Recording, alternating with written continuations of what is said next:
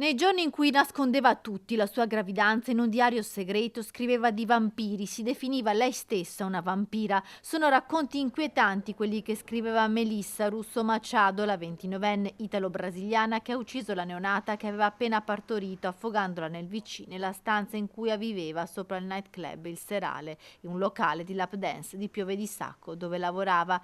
In questa fase delle indagini è in corso una perizia psichiatrica nei confronti della donna che si trova attualmente agli arresti domiciliari in Puglia a casa dei genitori con l'accusa di omicidio volontario aggravato dalla relazione di parentela. Gli inquirenti vogliono capire se fosse capace di intendere di volere quando il 29 ottobre ha ucciso la figlia. L'orrore si è consumato in pochi minuti, il parto da sola, senza aiuto, poi la decisione di sbarazzarsi della neonata gettandola nel water quasi a volerla cancellare. Dai primi dati emersi dall'autopsia sul piccolo corpicino è chiaro che la bambina è nata viva e in salute ed è morta negata.